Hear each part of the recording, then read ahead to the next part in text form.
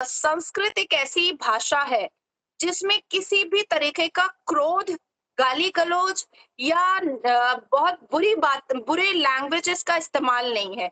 जैसे तेरी माँ की, तेरी बहन की बड़ी गंदी गंदी गालियां भी होती हैं, बड़ी गंदी गंदी गालियां भी होती हैं। लेकिन संस्कृत एक ऐसी भाषा है तो इस वजह से इस संस्कृत लैंग्वेज में कोई भी गंदी भाषा है ही नहीं। मैं कहीं पर भी शर्त लगा सकती हूँ, क्योंकि मैंने संस्कृत लैंग्वेज पढ़ना स्टार्ट किया है और मैं देख रही हूँ कि कोई ऐसी भाषा, कोई ऐसे ऐसे शब्द जिससे गलत मैसेज जा रहा हो, जिसको हम गलत जगह पर इस्तेमाल कर सके, वो है ही नहीं। जैसे अंग्रेजी में डाइवोर्स है, पर संस्कृत में ऐसी कोई भाषा ही नहीं है रिश्ते को तोड़ने के लिए। कोई भाषा ही नहीं बनी है रिश्ते को तोड़ने की। दो दो पति और पत्नी का, अर्धांगिनी के रिश्ते को हर बार खूबसूरत करके दिखाया गया है। सनातन धर्म में ये सभी को जय हिंद दोस्तों, आप सभी का हार्दिक स्वागत है जय हिंद रिएक्शंस पे। तो आज हम आपके लिए एक लेटेस्ट और एक इंटरेस्टिंग वीडियो लेकर आए हैं जिसमें आप देखेंगे पाकिस्तानी यूट्यूबर निम्रा अहमद को, उनकी स्पेशल गेस्ट होंगी भारतीय सुप्रीम कोर्ट की लॉयर और अपने दमदार अंदाज के लिए जानी जाती नाजिया इलाही खान जी, जो कि बात करेंगी भारतीय संस्कृति पे। तो ये वीडियो बहुत इंटरेस्टिंग होगी, आपको बहुत कुछ जानने को मिलेगा और बहुत मजा आएगा। तो इसे अंत तक देखें और चैनल पे नए हैं तो चैनल को सब्सक्राइब कर दें ताकि हम आपके लिए ऐसी लेटेस्ट और इंटरेस्टिंग वीडियोस लाते रहें। तो चलिए साथ मिलकर ये वीडियो देखते हैं। जय हिंद, जय भारत। सारी कुप्रथाओं का शब्द का उच्चारण भी नहीं किया गया है। तो इसलिए मुझे ऐसा लगता है कि भगवत गीता और सनातन धर्म हमेशा खूबसूरत बातें ही बताता है, और इनका फोकस हमेशा, भगवत गीता में मैंने पढ़ा है कि फोकस हमेशा जिंदगी को खूबसूरत बनाने का ही है।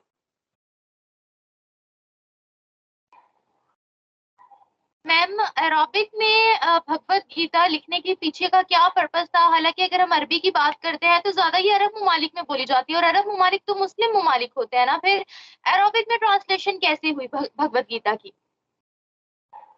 आपको क्या लगता है कि ये जो जितने भी पुरोहित आइस्कॉन टेम्पल में होते हैं, या ये जो मैंने अभी आपको पटना हनुमान मंदिर के बारे में बात बताई है, पटना हनुमान मंदिर के जो केयर टेकर हैं, जो पुरोहित हैं, वो आईपीएस ऑफिसर रह चुके हैं। जो आइस्कॉन टेम्पल में आपने वीडियो में देखा होगा कि जो पुरोहित जी मुझे बहुत सारी बातें बता रहे हैं उस वीडियोस में, वो सारी इंग्लिश में मुझे बातें बता रहे हैं। वो मतलब वो इतने उनकी अंग्रेजी इतनी फ्लुएंट थी कि मैं उसको शब्दों से बयान नहीं कर सकती हूँ। मुझे 1 सेकंड के लिए भी फ़ील ही नहीं हुआ कि मैं प्रभु जी से बात कर रही हूँ या मैं किसी इंग्लिश के लेक्चरर से बात कर रही हूँ। तो ये जितने, देखिए मैंने बार-बार कहा है कि सनातन धर्म में मैं आपको ऐसे लोगों से, मतलब करोड़ों ऐसे लोगों से मिला दूंगी जो इंजीनियर, डॉक्टर, ओवरसियर, जज, magistrate, IPS officer, IAS officer रह चुके हैं, और रहने के बाद में वो भक्ति में लीन हो गए हैं। आप अपने घर के बगल वाले मस्जिद में जाइए, मैं आपको 4 लाइन अरबी बता देती हूँ, आप उससे अरबी में बात कीजिए, वो आपको उसका भी जवाब नहीं दे पाएगा, क्योंकि प्रैक्टिकली मैंने ये ऑलरेडी देख लिया है। मैं मेन स्ट्रीम मीडिया में जब मैं बैठती हूँ तो कभी-कभी मैं अरबी में 2-3 लाइन बोल देती हूँ, बिकॉज़ आई हैव कमांड। मेरा अरबी लैंग्वेज पे कमांड है तो मैं 2-3 लाइन बोल देती हूँ। तो हमारे भारत के मौलवी मुल्ला अरबी समझ नहीं पाते हैं और उसका रिप्लाई तो बहुत दूर की बात हो जाती है।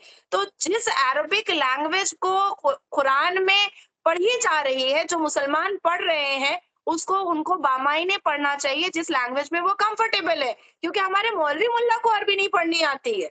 तो ये जो अरबी लैंग्वेज में जो इस भगवत गीता को लिखा गया है, इसका महत्व ये है, एक, कि सनातन धर्म में पुरोहित, प्रभु, ये जितने लोग होते हैं ये बड़े इंटेलिजेंट होते हैं और बहुत पढ़े लिखे होते हैं। ठीक है, तो सारे लैंग्वेजेस में उसको उसको लिखा जाता है ताकि, अब देखिए मैं दुबई में 72 एकड़ में मंदिर बन रही है, तो वहां पर भी भगवत गीता रहेगा ना, तो ताकि वहां के लोग भी, क्योंकि उनका अरबिक लैंग्वेज है, तो वहां पर भी उनको पढ़ना चाहिए, उनको समझना चाहिए। अब हम बहुत सारे लोग हैं आपके यहाँ, इंग्लिश टू उर्दू डिक्शनरी मिलती होगी, ताकि उर्दू पढ़ने वाले को समझ में आ जाए कि इंग्लिश में इसका इसका मतलब क्या होता है। तो बिल्कुल सेम हर एक लैंग्वेज के लोगों को कंफर्टेबल हो भगवत गीता को पढ़ने में और भगवत गीता को समझने में। अभी तो देखिए ना आप, यूएस ने बिल्कुल अनाउंस किया है कि दीपावली का वहां पर बहुत बड़ा फंक्शन होगा। उसके बाद राम भगवान के जन्मदिन को बहुत बहुत धूमधाम से यूएस में मनाया जाएगा। इसके अलावा मैंने 650 आपको टेम्पल्स के बारे में बताया है। जो पूरी दुनिया में आइस्कॉन टेम्पल जो है वो 650 है। उसके बाद फिर 72 एकड़ की मंदिर जो है, राम मंदिर जो है वो वहां पर दुबई में बन रही है। तो एक्सपोर्ट करने की जरूरत नहीं है। ये जो आइस्कॉन टेम्पल के जो डिवोटी है वो इस पूरी दुनिया में है। तो जो जिस लैंग्वेज में कंफर्टेबल होता है वो उस लैंग्वेज में उसको भगवत गीता देते हैं। अब ऐसा नहीं है कि वो अपनी मर्जी से दे देते हैं। उनको उनको ये फील होता है कि सामने वाला बहुत इंटरेस्ट लेकर के, बड़ी मान सम्मान के साथ, बड़ी श्रद्धा के साथ, बड़े विश्वास के साथ मेरी बातों को सुन रहा है। तब जा करके वो हमारे हाथ में उनकी इतनी बड़ी किताब हमारे हाथ में देते हैं तोहफे बतौर। और मेरा ये कर्तव्य है कि उस पूरी किताब को मैं पढूं। तो मैं तो अभी बॉम्बे आ रही थी तो मैंने फ्लाइट पर भी बहुत सारी पढ़ी। मैं उसको पूरा पढ़ूंगी। और इतने इतने पोलाइट माइंड के वो प्रभु जी थे। And he is so intelligent. मतलब इतनी खूबसूरत खूबसूरत बातें मुझे बताई हैं उन्होंने, राधे कृष्ण के बारे में, श्री कृष्ण के बारे में, भगवत गीता के बारे में, कि पता दिल को छू गई है वो सारी बातें। तो सऊदी अरबिया के शहजादे, तो वो भी तो जय सिया राम बोल रहे हैं। दुबई के जितने भी शहजादे हैं वो तो उस जब इनॉग्रेशन होगा उस 72 एकड़ की मंदिर का, तो वो सारे वहां पर खड़े होंगे और हमारे भारत के प्रधानमंत्री श्री नरेंद्र दामोदर दास मोदी जी खड़े रहेंगे। तो ये तो भाई देखो, आज जो हम ज्योग्राफी में और फिजिक्स में और मेडिकल के स्टूडेंट्स जो जो चीजें पढ़ रहे हैं, वो हजारों साल पहले ऋग्वेदा में सारी चीजें बता दी गई हैं। अर्थवेदा, आयुर्वेदा, ये सारी चीजों में सारी बातें बता दी गई हैं। And this is the reason कि हमारे इसरो के जितने भी साइंटिस्ट हैं वो अपने रॉकेट लॉन्च से पहले हमेशा वो पूजा करते हैं। जहां पर शिक्षा से लेकर के, पोलाइटनेस से लेकर के, सक्सेस से लेकर के, अचीवमेंट से लेकर के, रिस्पेक्ट से लेकर के, जेंडर इक्वालिटी से लेकर के सारी चीजों का जिक्र किया गया है। और बहुत खूबसूरत खूबसूरत तरीके से एग्जाम्पल्स के साथ बताया और दिखाया गया है। इल्यूशन वाली बात नहीं है। कौन मेरे ऊपर फतवा लगाएगा? हमारे यहाँ के शाही इमाम इमाम बुखारी के इकलौते बेटे ने हिंदू लड़की से शादी की है। हर गली कूचे में मुसलमान लड़का हिंदू लड़की से शादी करता है। हर एक मौलवी मुल्ला जो इमाम जो दाढ़ी टोपी और में घूम रहा है, वो फितरा ज़कात के नाम पर अपनी अपनी लग्ज़रियस लाइफ़ बिता रहा है। मदरसे के बच्चे तो वही पानी डला हुआ चावल और भुजिया खाते हैं। उनकी तो तरक्की हो नहीं रही। हम लोग पूरे मुस्तकबिल को खराब करने वाला ये इमाम और मौलवी है। दूसरी मैं निम्रा आपसे एक बात पूछना चाहती हूँ। अल्लाह और बंदे के बीच में क्या बंदे को किसी दलाल की ज़रूरत है?